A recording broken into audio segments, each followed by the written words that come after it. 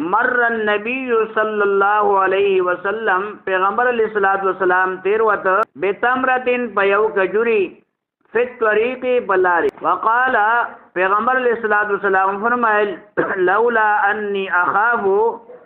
کچری ما د دایر نوی ان تکون من الصدقه چدابا دی صدقی نه لا اکلتها نو ما بدا خوړلیو حضور علیہ الصلوۃ والسلام د دې حدیث نه چند خبرې دا معلومی چې هغه موږ لا ذهن کې اچولې یو خبره دا ده چې د رزق قدر او احترام چې انسان څخه د رزق قدر او احترام پیدا شي نو امت ته دا تعلیم ورکړي پیغمبر علیہ الصلوۃ والسلام چونکه معلم اعظم دی د پورا دنیا قیامت پورې راتونکو د انسانانو هادي دی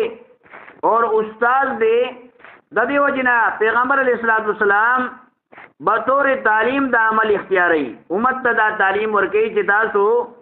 دا خوراک سکاک شیزونو دیاغي قدر احترام دا اختیار کړئ ډېر انسانان داسې دي چې هغه سره د خوراک سکاک شیزونو دیاغي قدر احترام نه خوراک ځنی حساب بعض غذا داسې د چاغه خوري بعض دغه شان لځای کوي بعض دغه شان لا ورځي نو دی هغه قدر احترام پکار دی ورنه اندیشه ده خطر ده یره ده چې انسان د رزق نه محروم پاتې شي د دې وجنه چې کوم خوراک انسان کولی شي هغه دې خوراک کوي لیکن ذایقه دی نه یا بعض خوراک داسې دی چې هغه انسان خوراک دی لیکن ځنې شی داسې دی چې هغه سړی نشي خوړلی هغه د حیواناتو د چارپایو خوراک دی هغه هغو ته ورکړي یا د خوراک ځنې حصه داسې ده چې هغه د انسانانو شی دی لیکن د خوراک چې کوم هغه پټ دی هغه حیواناتو لپاره هغه ورکړي دارنګې مفتی اعظم پاکستان مولانا محمد شفیع رحمت الله علیه هغه فرمایي چې ما خپل استاد سره روټۍ وخوړله دسترخوان بچاو دی او چې کله موږ فارغ شلو نو ما وی چې دا دسترخوان زه ټکو ما وی ټکو وی ما چې کله روان ک نو ما ته وی چې تعالی دسترخوان څه طریقه دا راځي ما د دې څه طریقه را بس دا به واخلم بار بټکو ما لکه ډېر انسانان دغه شان لا ګنده ځای کې یا نالۍ کې خلاص کار دغه شان رواني یا ډرم ته نو دا د خوراک دا ځای کلی خطر لري چې انسان چې کوم دی د رزق نه محروم پاتې شي چې کوم خوراک انسان سره تعلق ساتي هغه دې اخري او کوم خوراک تعلق هغه انسان سره نه دی حیواناتو سره دی هغه دې ځای کوي نه هغه ته دی ورکی نو ما دې دسترخوان بچاو کا وی ما دسترخوان کلاو کو بچاو میکو ما دې چې تا د دسترخوان باندې څه شی په نظر باندې راځي نو ما دې باندې روټای دا ټوکړي دي وی دا د پدشته چې دا د پرندو خوراک دی مدرسې کې فلانی ځای کې بلن اوچت ځای کې راکېدا یعنی پرندې براشي دا وخوري دارنګې دویم تا ته په دې باندې شیشه په نظر راځي ما ویاو اډو کړي وی دا د مدرسې نه بار فلانی ځای کې واچوا دا غنور حیواناتو دغه خوراک دی وی نور تا ته شیشه په نظر باندې راځي ما وینا وی خو ګوره ما چې وکړل واری واړو یعنی پوټی دی وی دا د پیشو خوراک دی دا مدرسې کې فلانی ځای کې واچو وی ما غواټول وی ما بس قصه ختمه شوی نه دسترخوان باندې تو ګوره چې تا د شیشه په نظر راځي کنه ما چې وکړل شي وی خو ګوره ما چې خو غور سره وکړل نو هیڅ نه باریک ذرات نری ذرات چشمو سروم نخکاری وی دا د منګو خوراک دی دا فلانی ځای کې دا واچو وی داغه نورستو ما ته د علم حاصل شو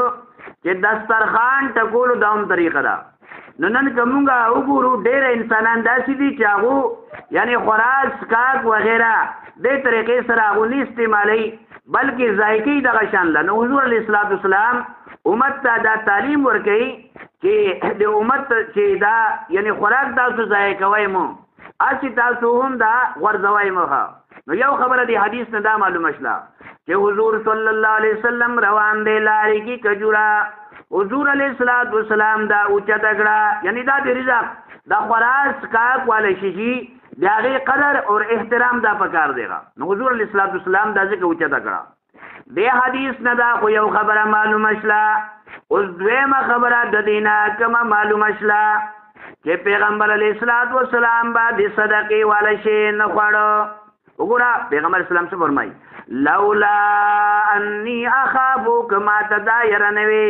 ان یکون من الصدقه چې دا د خیرات والا شی دی صدقه ده لا اکلتها ما بدا خوړلې وا. پیغمبر علیه الصلاۃ والسلام والا یعنی خیرات والا شی دا به نه خوړو. د هغې وجه دا ده چې اوس هم چې کوم سیدان دي هغو لکه ته خیرات ورکوي یا زکات ورکوي یا سرسایه ورکوي نو دا په هغو باندې دا نه کېږي. دا وجه دا ده چې دا یو خیرې دی خیرې دی. لہذا که چې انسان وس رسي نو هغه به داسې شی چې هغه بالکل خیرې والا شی دی هغه به نه خوري. بیا خاص طور سره چې په دې میاشتې کې رمضان مبارک میاشتې کې ډېر کسان داسې دي چې هغو ایصالي ثواب لپاره شی ویشي ښه ایصالي ثواب دې ته وایي چې کوم انسانان دنیا نه رخصت شوي دي د هغو پسې وروستو چې کوم خیراتونه کېږي ښه افطارۍ انتظام کېږي فلاني ځای کې افطاري دی نو دا د هغو نیت دا وي چې دا ثواب چا ته ورسي چې کوم انسانان دنیا ته تللي دا ایصالي ثواب. نو دا هغه انسان به هغه خوري چې کوم انسان باندې خیرات وغیره زکات وغیره کېږي ولې چې داخلي دی. عام انسان چې کوم دی داسې شی دا به نه خوري.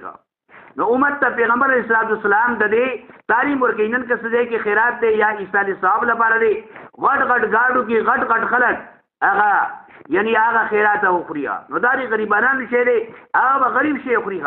قرآن پاک فرمایي مسکینا و یتیما و اسیرا مسکین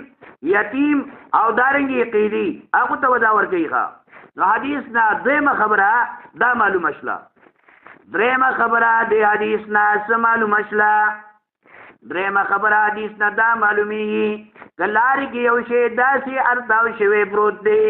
چا نه ارتاو شوی دی چې د هغه انسان د هغې بیا طلب نه کوي. بعض شی سړي نه ارتاو شي لیکن د هغې بیا سړی هغې طلب نه کوي. زړه کې دا نه وي چې زه دا شی بیا ولټوم دا حاصل کړم. نو داسې شی اوچتول په هغې کې ګناه وغیره نشته دی. لارې کې چا نه تیلی ارتاو شي ده څه شی ارتاو شوی دی پکوړی ارتاوي شي دي بل داسې معمولي شی لږ ډېر شی ارتاو شوی دی نو هغې پسې هغه بیا نه راځي نه د هغې طلب کوي. نو که داسې شی ته اوچت کړو نو هغې کې ګناه وغیره دا نشته دی. یا دارنګې ته یو باغ ته لاړې لاندې فروټ ارتاو شوي دي نو د هغه چې کوم ارتاو شوي دي په هغې کې ګناه وغیره نشته دی. د هغې طلب وغیره یعنی مالک د هغې دومره طلب نه کوي. لارې کې یو شی ته بیا موندو یا دارنګې باغ وغیره کې نو د هغې دومره یعنی ګناه وغیره دا نشته دی. د دې نه دا معلومه شله. البته یو داسې شی دی چې قیمتي شی دی چا څخه سودا تیلی ده هغه ته پاتې شوي ده ګاډي نه ارتاوه شوې ده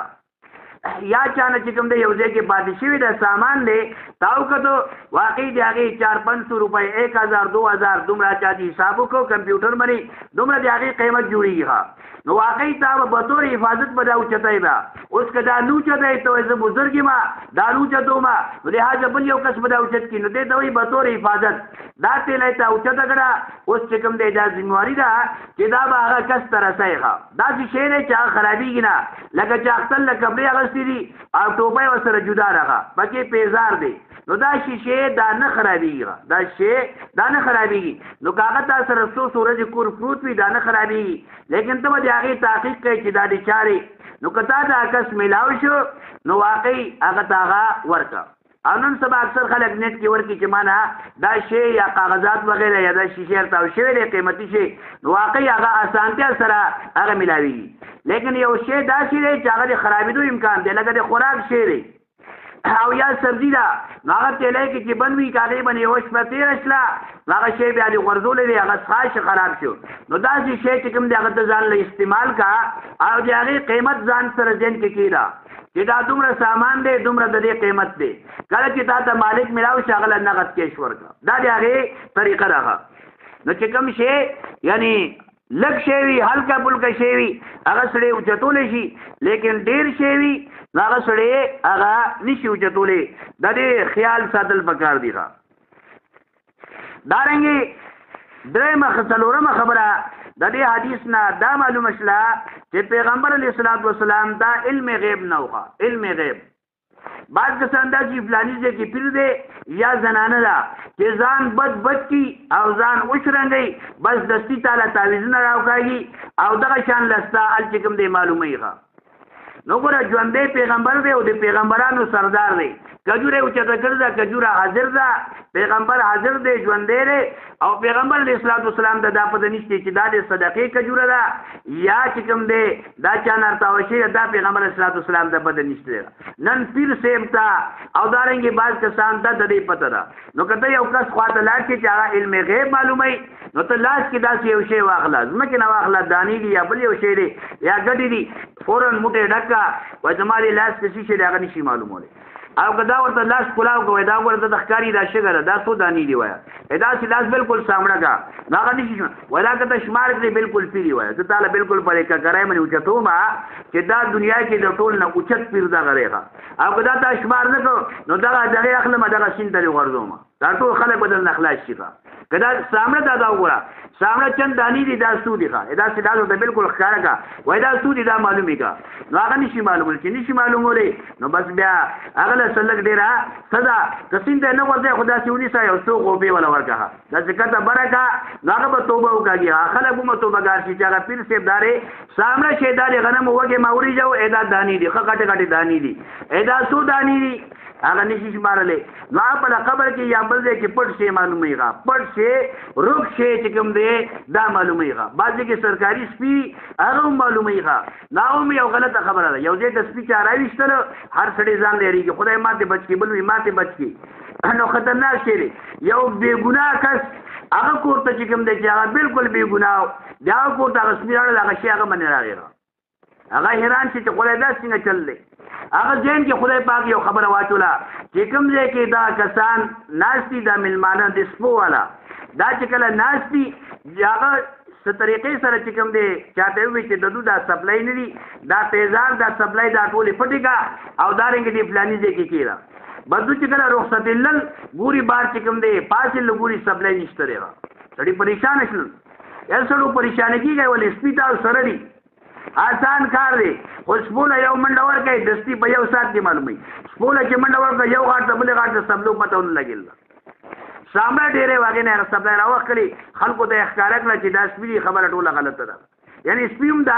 نشي معلومولی سپي دا نشي ګنې اسلام آباد کې به سپي کې نولیو دنیا کې د پولیس والو یا سیکورټي والا د دې سر نه ضرورت نه غل به دستی معلومې ده بلکاو یعنی تنخواګانې ورکوي میکمي دي هغې لپاره هغه سیکورټي هغه دغه ښه او دارنګې چې کوم دی چور باغ نه مې کامیاب ہو گیا هغه چور اړو پته هم د لګي نو ډاکوانو د غلو سامنے په پته لګیلا او دارنګې بس پی پر اخلاصول دستی په پته لګیلا خو معلومه داشلا چې دا نشي معلوموله غیب شي دا نشي معلوموله د دې وجنا پیغمبر علیه الصلاۃ والسلام ته دا پته نشته حدیث نه دا معلومه شلا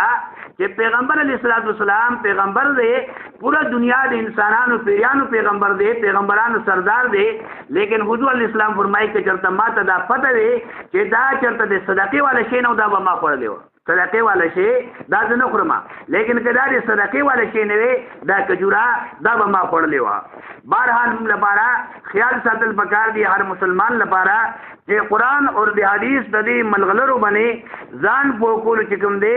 دا کوشش کوي او دارنګې ځان په دې باندې پوه کوي چې کوم شی د لپاره جایز دی او کوم شی چې کوم دی د لپاره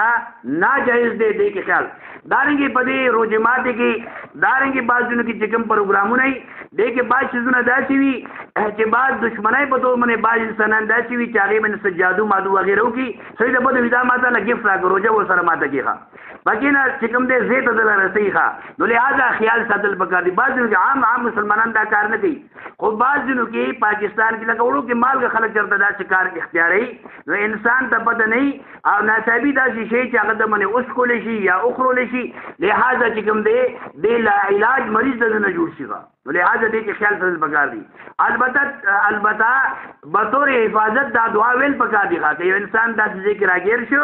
خلاص کار څه دی کې کوي نو کم از کم دعا دې لولي ښه بسم الله الذي لا يضر مع اسمه شيء في الارض ولا في السماء وهو السميع العليم دا دعا بوللی تاسو به حیران یې چې کرونا وایرس ته جو بیا دغه دوا ده کماران راوځي جو بیا دغه دوا ده او که ځای کې خوراک کوي جو بیا دغه دوا ده نو دا داسې جامع دعا ده چې سمندر کوزي کې بند کړ دی داسې جامع دعا ده مونږ په معنی باندې نه پیږو بسم الله الذي بالله په نوم باندې شروع کوما لا یضر چې شی ضرر نشي رسوله د الله په نوم سره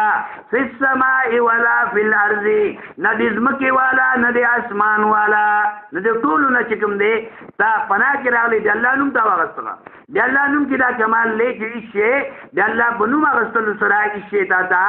ضرر وغیرہ دانش رسوله نو لہذا کا خپل کور کې خلاص کا کیا خپل کور کې دام به تور حفاظت ها بعض وخت خپل د کور والا سړي له توت توخیږي سړي دا پته هم نه ښه لیکن ډېر واقعیات داسې راغلي دا ډېر واقعیات راغلي چې بعض وخت داسې حالات چې کوم دی انسان لپاره جوړ شي نو دې چې کوم دی خلاص کا کوي به تور حفاظت نو دې دا دعا ضروري دا ځان لپاره دا شي لکه نسواریان چې کوم دی نسوان لازم غني ښه خو چې روزه ماتي دستی چونډیا چیغه او عام انسانان لکه چیغه بس روزه ماتي دستی چې کوم دی دې چیز کیغه نو دې چینا د نسوارونه یا موبایل دا د دینه ضروری خبره ده چې دا دعا ځان لپاره یاد کې دومره د دې زیات ضرورت دی هر مسلمان لپاره